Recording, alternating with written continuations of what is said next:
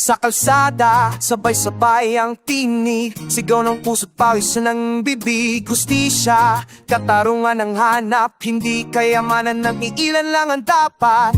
Itigil ang pagnanakaw, ibalik ang yaman sa bayan. Manggagawa, magsasaka, tinig natin lakas ng masa. Mga magnanakaw, kayo ang dahilan kung bakit ang bayan ay naghihirap ngayon. Habang kami nagpapanat ng buto, kayo'y nasa opisina ninakawan ng gobyerno. Itigil ang pagnanakaw, ibalik ang yaman sa bayan. Manggagawa, magsasaka, tinig natin lakas ng masa. Preso, nga bulsa'y lumulobo, habang ang tao ay nagutom sa kanto sa palasyo. Puro pangako hungkag, ngunit kaban ng bayan ay tuloy sa paglaplap. Itigil ang pagnanakaw, ibalik ang yaman sa bayan. Manggagawa, magsasaka, tinig natin lakas ng masa. Mga kontratang peking pinapasa, mga proyektong papel lang ang nadadala. Sa kalsada kami ang tunay na saksi, sa bawat piso yung may kasamang luhat pawis.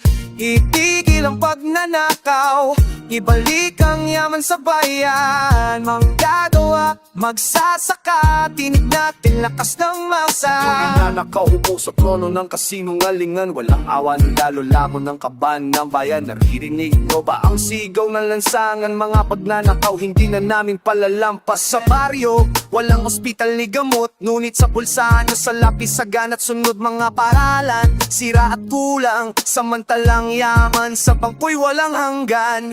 Itigil ang pagnanakaw, ibalik ang yaman sa bayan. Manggagawa, magsasaka, tinig natin lakas ng masa. Saan kami ang tinutuloy sa gabali, habang kayo'y nakikinabang sa pandarambong naligang. Ngunit di nyo kami matatapan ng takot, dahil ang bayan muling babangon at aabante. Magnanakaw ang nagnanakaw, yan ang inyong pangalan. Singilin, maputang nyo sa bayan. Sino ang magnanakaw?